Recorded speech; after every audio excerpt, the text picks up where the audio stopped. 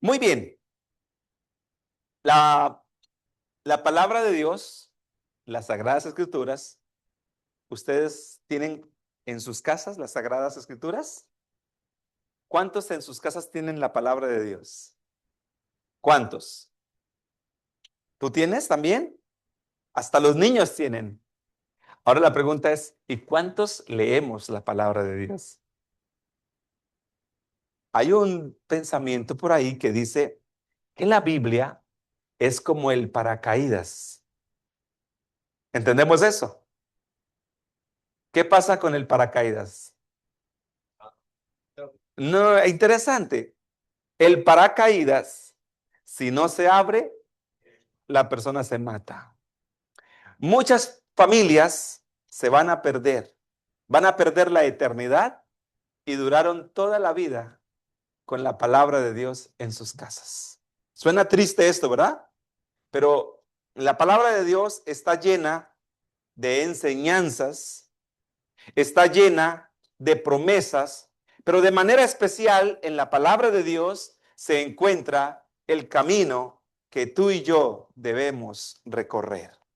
Amén.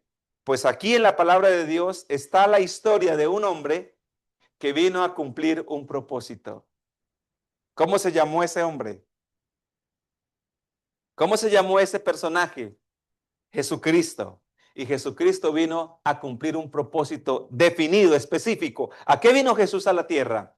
Juan 3:16. Porque de tal manera amó Dios al mundo que dio a su único Hijo para que todo aquel que en él crea no se pierda, mas tenga vida eterna. ¿A qué vino Jesucristo? A darnos vida eterna, a ofrecernos vida eterna, pero solo para aquel que cree. Ahora, hermanos queridos, la reflexión que vamos a hacer en este momento se llama vidas con propósito.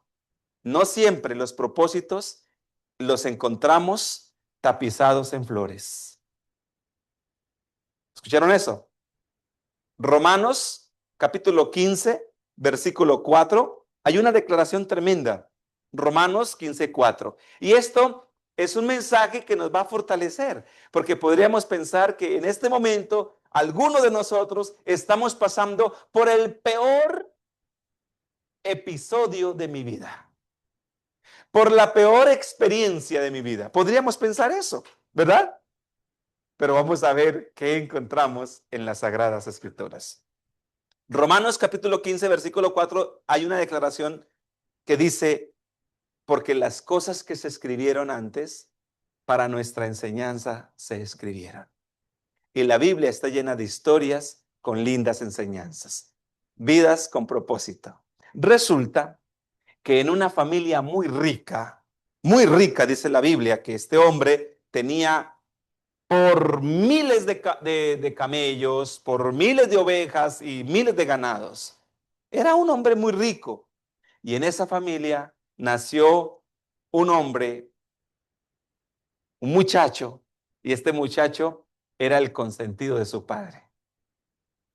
Su padre lo amaba tanto, era hermano, tenía 11 hermanos más. Y este joven creció, pero tenía una característica. Génesis capítulo 39, el versículo 2 dice, y su padre lo amaba porque era hijo de la mujer que amaba y porque le informaba los malos comportamientos de sus hermanos. ¿Entendemos eso? ¿Por qué lo amaba a su padre más que los demás? ¿Por qué lo amaba a su padre más? Porque era hijo de la mujer que él amaba y porque le daba el reporte del mal comportamiento de sus hermanos. Pero escuchen bien, ¿ese era el propósito de Dios para él? ¿Ese era el propósito de Dios? Y su padre lo amaba tanto que le regaló una túnica de colores. ¿Ese era el propósito de Dios? No, eso eran caprichos de su padre. Pero ¿saben cuál era el propósito de Dios? El propósito de Dios es que él se formara y se preparara para ser el libertador de toda una nación. La pregunta es, escuchen bien, ¿es fácil ponerse uno en las manos de Dios para que lo moldee? ¿Qué le pasó a José? Es una historia que conocemos. ¿Qué le pasó? Un niño consentido de 17 años, ahora de ser hijo de padre consentido de casa donde todo lo tiene, ahora pasa a ser esclavo. ¿Escuchan eso? Es decir, de consentido a esclavo. De esclavo a acusado. Y de acusado, adivinen qué pasó. ¿A dónde terminó? ¿A dónde terminó? No, no es gobernador. Acusado falsamente a la cárcel. Y en la cárcel estuvo ¿cuántos años?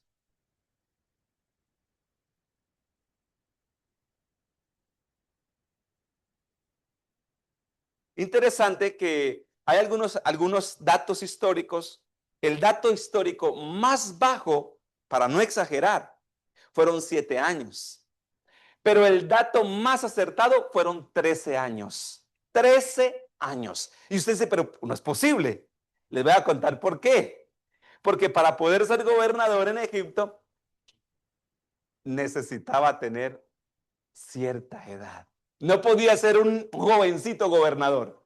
¿Cuántos años se necesitaba para ser gobernador de Egipto? 30 años.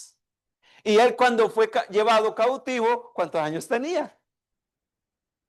17 años. Por esa razón, él pasó mucho tiempo, más de 10 años en la cárcel. La pregunta es, ¿era un joven malo? Alguien podría pensar, pero yo estoy en las manos de Dios. ¿Por qué tan tremenda desgracia? Alguien podría pensar así, que la vida de él en la cárcel era una desgracia, que haber sido llevado cautivo era una desgracia. Pero saben una cosa, mis queridos hermanos, escuchen bien, cuando tu vida tiene un propósito y Dios es quien controla ese propósito, a nosotros humanamente nos parece que estamos atravesando el peor momento de nuestras vidas, pero para Dios es el mejor momento. Dios permitió que pasara allí porque Él necesitaba prepararlo en una esfera menor para luego llevarlo a una responsabilidad mayor. Allí en la cárcel, la historia cuenta que Él fue el jefe, llegó a ser el jefe de los carceleros, jefe de una cárcel y de ahí salió a ser jefe de Egipto. La pregunta es, ¿fue fácil para José enfrentar todas esas situaciones negativas que humanamente podrían afectarnos a nosotros también?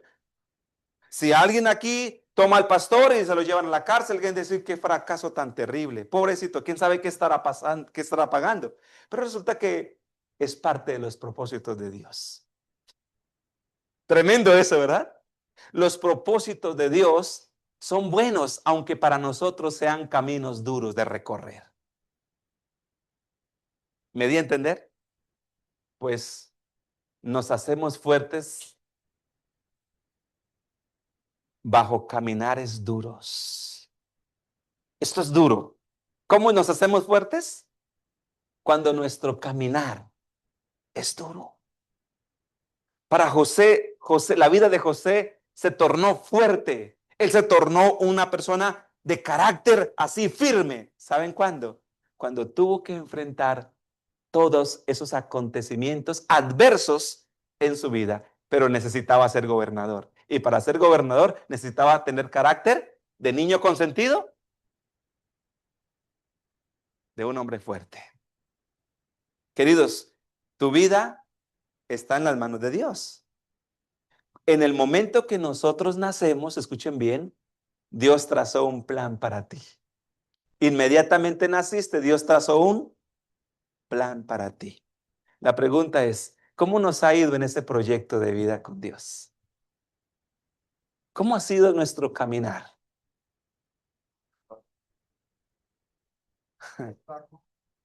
Nada fácil. ¿Acaso el camino de los cristianos es fácil?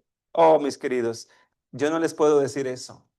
El camino que nosotros como cristianos tenemos que recorrer, necesitamos revisar a nuestro maestro. ¿Acaso fue fácil para nuestro maestro transitar las calles del Calvario? ¿Acaso fue fácil para nuestro maestro llevar la pesada cruz sobre sus hombros?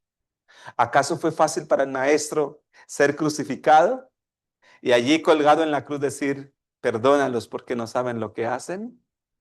El camino que Jesús tuvo que recorrer, ningún hombre en esta tierra lo ha recorrido. Y ahora todo lo hizo porque ama a cada uno de nosotros. Y nosotros nos da pena. Jesús, escuchen bien lo que le voy a decir, Jesús literalmente, Jesús perdió totalmente su dignidad como humano, como hombre. Porque la historia sagrada registra que a Jesús lo crucificaron desnudo, desnudo.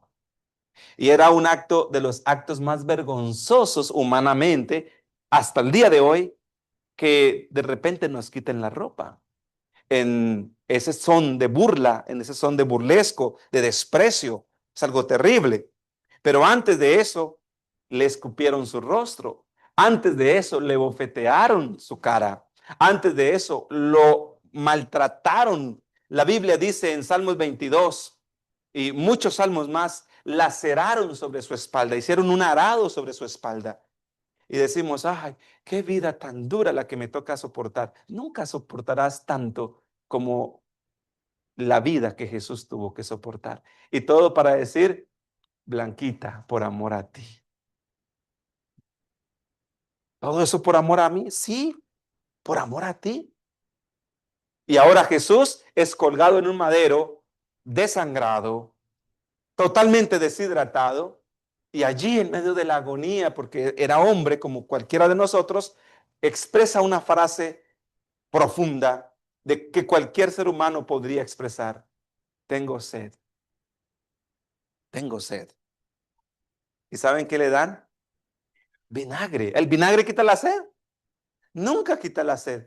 Y Jesús prueba, quema, exacto, y escupe eso porque no puede pasar ese líquido tóxico para su cuerpo. Así que escupe ese líquido. Queridos, para cumplir un propósito divino. ¿Cuál era el propósito de parte de Dios para tu vida? Salvarnos. Nosotros ahora Jesús hizo su parte. ¿Y cuál es tu parte? ¿Cuál es nuestra parte en el camino de la redención? En el propósito de Dios para salvarnos. Los propósitos. ¿Qué es lo que Dios nos pide? ¿Qué nos pide Dios? Tres cosas, nada más. Voy a hacer referencia de tres cosas. ¿Qué hizo Jesús? Hortensia, ¿qué hizo? Se humilló, dice Filipenses 2, más de lo que cualquier humano se puede humillar. Pero si nos piden a nosotros, dicen, no, Jesús perdió su dignidad, pero yo no voy a perder la mía. Creemos que somos nosotros mejores que Cristo. ¿Qué nos pide ahora Dios de nosotros? Tres cosas. ¿Qué nos pide el Señor? Vamos a leer. Número uno, una vida de integridad. ¿Qué nos pide el Señor ahora? ¿Cómo puede cumplir Dios el propósito en nuestras vidas? El propósito de Dios, ¿cómo se cumple en nuestras vidas? Vida de integridad. ¿Qué es integridad? Integridad. Interesante. Integridad. Integridad significa limpio por fuera y limpio por dentro. Una vida íntegra. Viene del término integral. Entonces en los alimentos decimos, coman pan integral o coman comida integral. ¿Por qué? Porque tiene fibra. Integral significa que está completo, que tiene todo lo que nosotros necesitamos. Para que Dios cumpla el propósito en nuestras vidas, necesitamos ser íntegros. Número uno. Número dos, buscar a Dios en todo momento. En todo momento.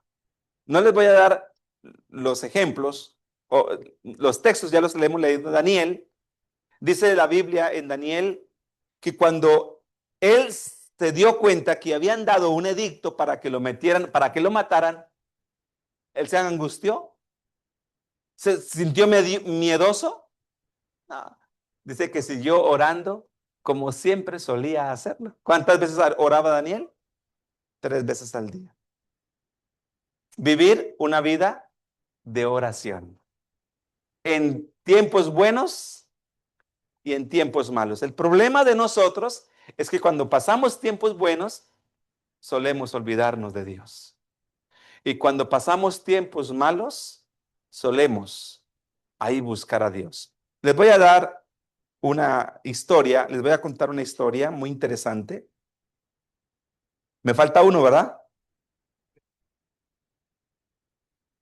Pero antes quiero invitarles para que abramos nuestras Biblias. Escuchen bien la historia. No la voy a leer toda, pero les voy a contar la esencia de la historia, que deja lecciones impresionantes para nuestras vidas. Vayan conmigo al libro de Ezequiel.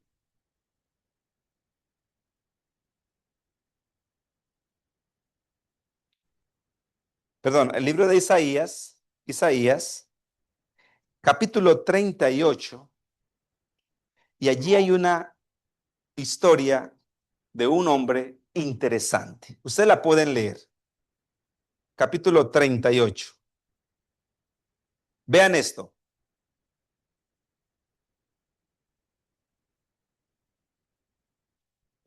38. 38. Escuchen bien.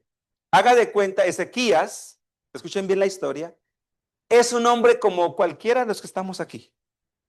Piensen esto, es un hombre como cualquiera de las personas que están aquí. Y un día viene el Hijo de Dios, el representante de Dios, el profeta de Dios, vamos a pensar, el enviado de Dios viene a la casa de Ezequías. Escuchen bien esto. Piensen, imagínense en la escena y piensen que somos nosotros. Y llega el profeta a su casa, el profeta de Dios, ¿cómo se llamaba?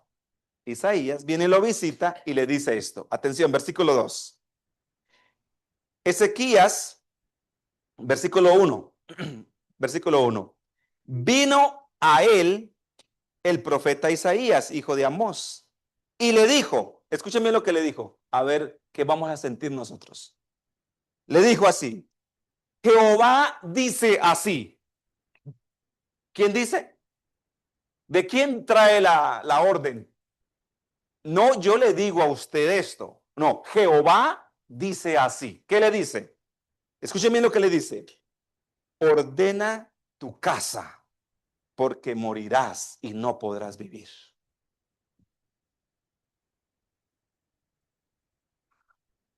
¿Comprendieron eso, hermanos?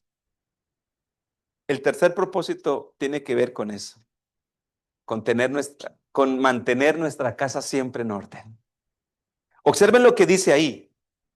Ordena tu casa, porque te vas a morir y no vas a poder vivir. ¿Qué podría pasarle a la vida de David si hoy esa fuera la orden para David? Para mí, digo, ¿mi casa está en orden? ¿Puedo despedirme de este mundo y decir, Señor, gracias porque he cumplido su propósito? ¿Cómo estaba la casa de Ezequías? ¿Cómo estaba Ivón? ¿Cómo estaba la casa de Ezequías? ¿Pero él era bueno o era malo? La Biblia dice que Ezequías hizo lo bueno delante de Dios. Era un hombre íntegro delante de Dios. Era un hombre respetuoso en Judá. Era honrado en Judá. No era cualquier hombre.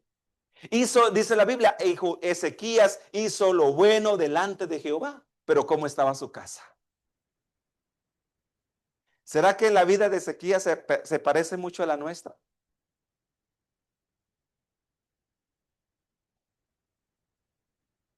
Y vino palabra de Jehová, y le dijo, ordena tu casa porque te vas a morir y no vivirás.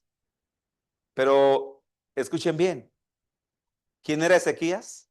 ¿Un hombre bueno o malo? era un hombre bueno delante de Dios. ¿Sabe qué hace Ezequías? Ezequías hace una oración. Yo creo que esa oración que tú y yo haríamos si fuera nuestro caso. Hace una oración llorando, suplicando, dice que voltea su espalda, su cara a la pared, se postra en rostro sobre el piso y llorando clama al Señor y le dice, Señor, escuchen bien, hermanos, ahí es donde entra lo hermoso que es vivir, aunque la casa esté desordenada. La casa está desordenada, pero nos gusta vivir y está bien. Le dice, Señor, llorando te pido que me des unos años más de vida. ¿Lo harías tú también? ¿Lo harías o no lo harías? Dame años más de vida. Necesito vivir más. Un hombre que está aferrado a la vida. Es que, queridos hermanos, les voy a contar algo. Hasta el día de hoy yo no conozco la primera persona que se sienta feliz que tiene la muerte cerca. ¿O sí? No, no existe tal episodio.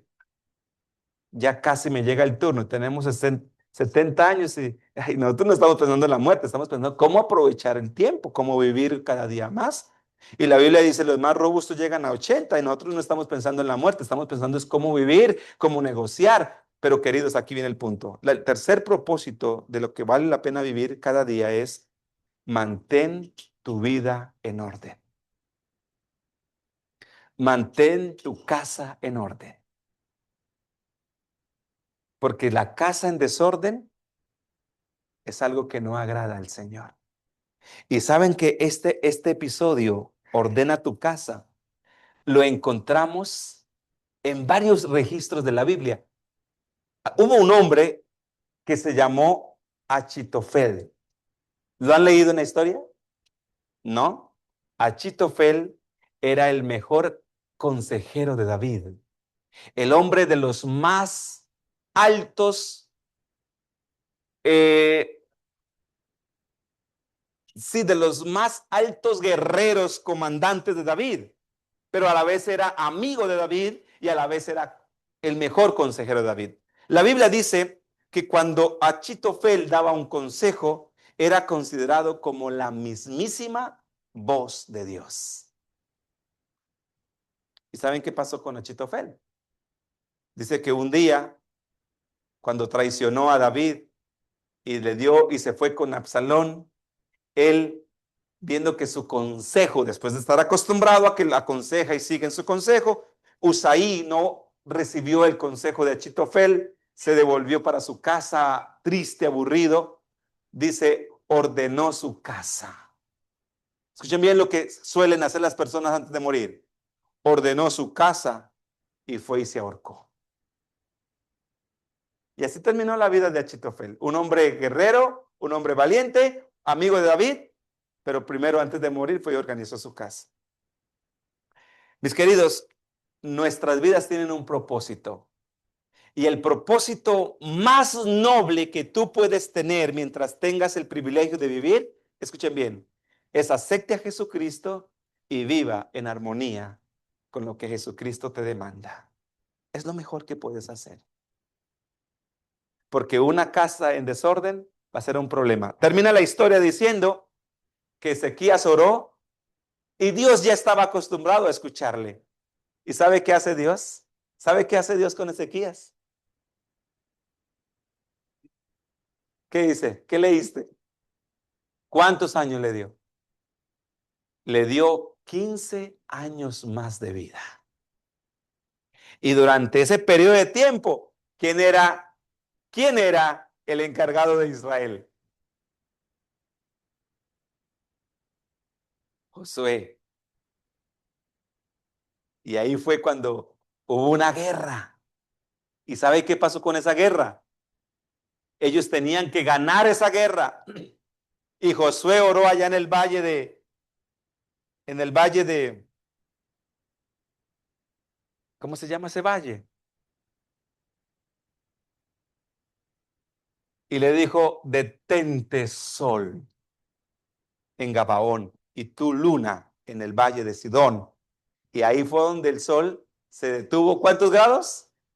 10 grados, porque ellos necesitaban ganar la batalla. Queridos, cuando tu vida y mi vida tienen un propósito, Dios, es posible que Dios detenga el universo para que el propósito se cumpla. Y aunque parezca que los vientos corren en contra, Dios aún detiene el sol para que el propósito se cumpla. La historia de Ezequías es muy triste. ¿Saben por qué, hermanos? Porque de las cosas, escuchen bien, porque eso es importante. Escuchen bien. Posiblemente el enemigo quiera que nos dé sueño, pero escuchen esto por favor. Esto es importantísimo lo que voy a decir. Atención, atención. 15 años de vida le dio más Dios. Pero de las cosas más tristes que alguien pueda vivir y tener es vivir sin propósito. ¿Sabe para qué le sirvieron esos años de vida a Ezequías? ¿Saben para qué le sirvieron? ¿Para qué le sirvieron? ¿Para qué le sirvieron? De las cosas más tristes que nos pueden pasar es vivir nuestra vida sin proyectos, sin propósitos, donde nos parece que vinimos a este mundo a entrar en una rutina que nos parece nunca terminar. ¿Dios quiere eso para ti? ¿Dios quiere que tú vivas una rutina y estemos casi envueltos en problemas, en angustias, en aflicciones? ¿Eso es lo que tú crees que Dios quiere para ti? Mis queridos, no. Hay un proyecto de parte de Dios y es que tu vida puesta en las manos de Dios, entonces la mano de Dios dirigirá tu vida. ¿Me di a entender? Y de las cosas más hermosas que nos pueden pasar es tener un proyecto espiritual. ¿Cuál es mi proyecto de vida espiritual? Necesitamos trabajar, es correcto, pero también necesitamos tener un proyecto de vida espiritual. ¿Saben qué pasó con la vida de Ezequías? Pues su fama se regó por toda la región. Wow, Isaías le dijo que se iba a morir y Dios le dio 15 años más. Y entonces los reyes de Babilonia querían escuchar la historia de cómo fue que le pasó eso, que él pudo tener 15 años más de vida. ¿Y sabe qué pasó? Los babilonios enviaron unos mensajeros a la casa de Ezequías. ¿Para qué? ¿Para qué? Para que contara la historia de las maravillas que Dios había hecho en él. Cuando tú pierdes, cuando, cuando perdemos de vista las cosas de Dios, entonces nuestra mente se llenará de cosas materiales. ¿Escucharon eso? Y no quiero decir que sea pecado pensar en, mientras estemos acá, en cosas que sean de esta tierra, no. Pero la prioridad, ¿cuál es? Resulta que él perdió de prioridad a Dios. Y llegaron los babilonios y él, en lugar de contarles la historia de lo que Dios había hecho en sus vidas, ¿qué hizo? ¿Sabe qué se puso a hacer? Venga, les muestro mi casa. Ah, vean mi casa, vean, aquí está. Venga, les muestro esta habitación. Esta es una habitación donde hay muchísimo oro. Vengan por aquí. Aquí, eso no es nada. Ustedes se sorprendieron con lo que vieron. No, vea, aquí tengo otra habitación llena de plata. Mire, aquí están los utensilios de oro. Aquí. Y se la pasó contándoles, mostrándoles la casa. ¿Eso es lo que Dios quería que hiciera? ¿Saben? Un propósito especial de nuestra vida, hermanos.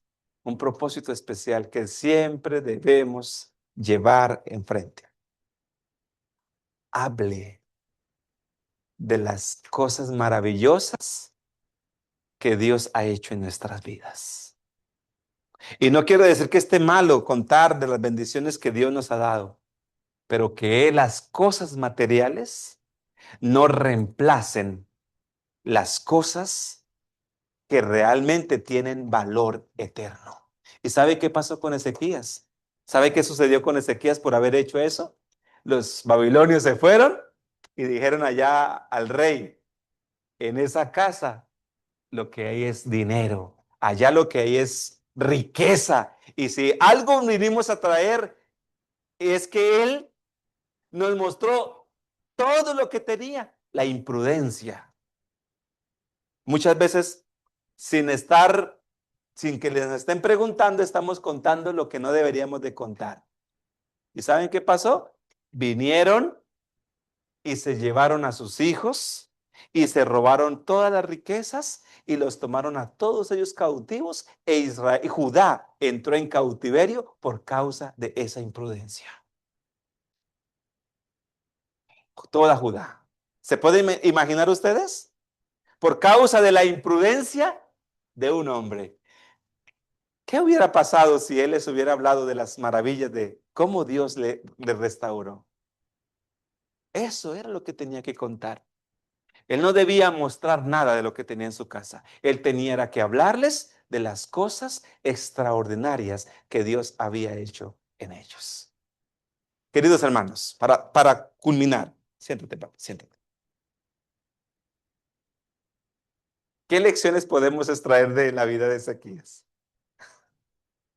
Resumí la historia. ¿Qué podemos aprender de la vida de Ezequías, Blanquita? Muy bien. Discreción. ¿Qué más?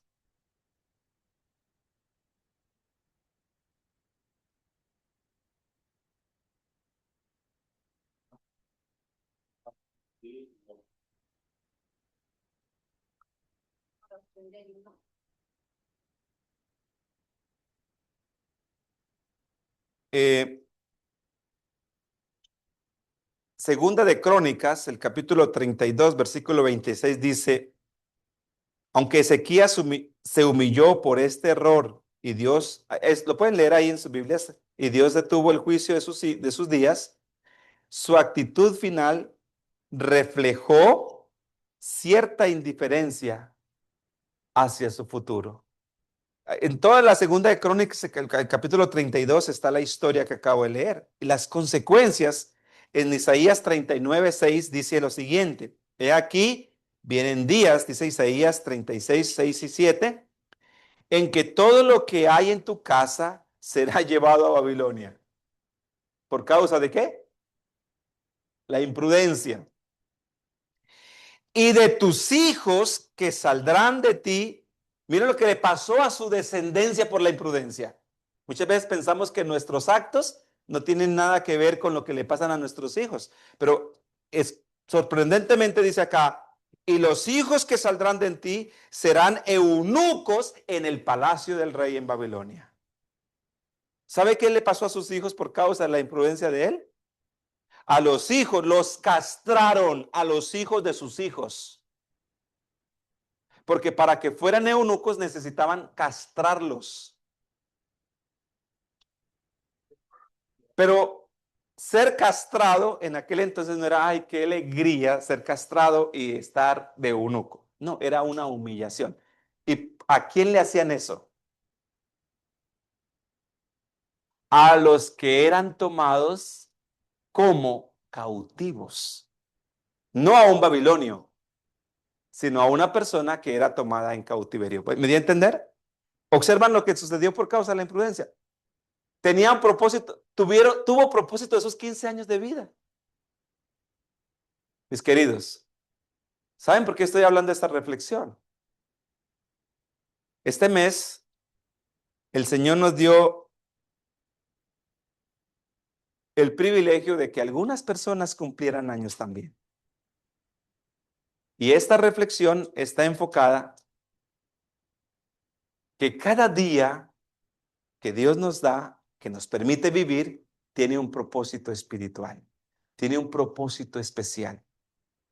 Por eso, el Salmo capítulo 90, hay una declaración muy bonita. Siempre recordamos este Salmo, capítulo 90, y quiero dejar esta meditación para ustedes. Capítulo 90, versículo 12. ¿Sabe cómo dice ese Salmo ahí? Para todos. Enséñanos a contar nuestros días. ¿Sabemos contar nuestros días? ¿Sabe qué significa enséñanos a contar nuestros días? El término en la palabra original hebrea es enséñame a evaluar mis días. Es decir, a hacer un análisis de mi diario vivir, de tal manera que traigan al corazón sabiduría. ¿Qué nos debe dejar cada día vivido, hermano Oscar? ¿Qué nos debe traer cada día vivido? Solamente un día que se fue, una semana que pasó llena de problemas, de estrés, de preocupaciones, de angustia, de ansiedad. ¿Eso es lo que nos debe dejar una semana? La Biblia dice, enséñanos a contar o a evaluar nuestros días de tal manera que traigan al corazón, ¿qué? Sabiduría. Salmos 90:12. Esta historia es muy interesante. Es la historia de un niño que le preguntó a su padre, le dice, papi, ¿podemos pasar un año sin pecar?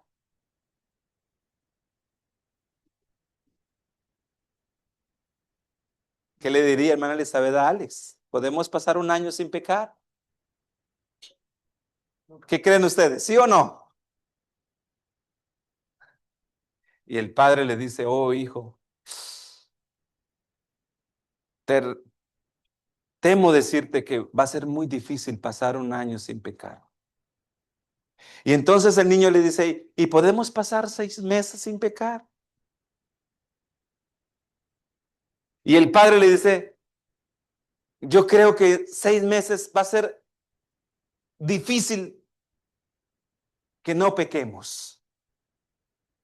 Y entonces el niño le baja un poco más el tiempo, le dice, ¿y un mes sí podemos pasar sin pecar, papá? ¿Un mes sí podemos? Y el padre dice, un mes es mucho tiempo. Posiblemente nos vamos a enojar y vamos a blasfemar el nombre de Dios en algún momento. Yo creo que es mucho tiempo. Y el niño dice, ¿cómo que no podemos pasar un mes sin pecar?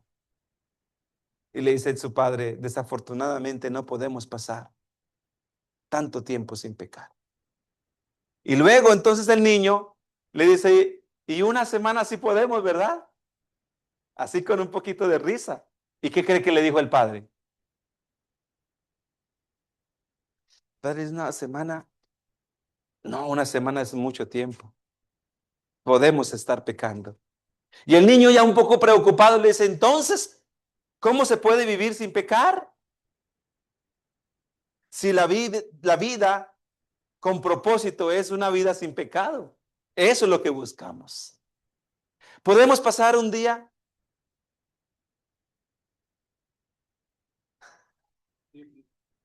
Oye, queridos, y el padre le dice un día, tiene 12 horas, va a ser muy difícil. ¿No se puede un día, padre? Y el padre le dice, es difícil un día. Entonces, una hora, ¿qué dice Anita? Esa sonrisa de Anita. Una hora como que suena más fácil, ¿verdad? Y el padre le dice, esa hora tiene 60 minutos. Y es posible que en 60 minutos pequemos. Y entonces el niño dice, o sea que no es posible. Dice, no es posible. Entonces, ¿cómo vivimos? Y le dice, padre, ¿y un minuto si es posible? Y el padre con una sonrisa le dice, hijo, un minuto si es posible. Dice que el niño fue y le dijo, papi, vamos a orar juntos, vamos a orar. Y se fueron a orar juntos. Y le dijo, ya sé, papi, ya sé lo que vamos a hacer. De aquí en adelante vamos a vivir nuestra vida minuto a minuto. Una vida con propósito es vivir minuto a minuto. Es Enséñanos a evaluar nuestros días, que traigan al corazón sabiduría. Si pasamos un día, si pasamos un mes, si pasamos un año, que cada día, que cada mes, cada año, llenemos nuestra cabeza, llenemos todo nuestro ser, llenemos nuestros nervios, nuestras coyunturas, nuestros huesos, nuestros músculos, todo nuestro ser del conocimiento del amor de Dios. ¿Saben por qué? Jeremías dice así: no se alabe el sabio en su sabiduría, no se alabe el rico en su riqueza, no se alabe el valiente en su valentía. Pero si en algo debemos de alabarnos, si en algo debemos de alabarnos, alábese todo aquel que me conoce y que me obedece. En eso deberíamos de alabarnos, hermanos. Que el Señor nos pueda bendecir y que cada día podamos vivir como una vida minuto a minuto para cumplir el propósito de Dios. Amén.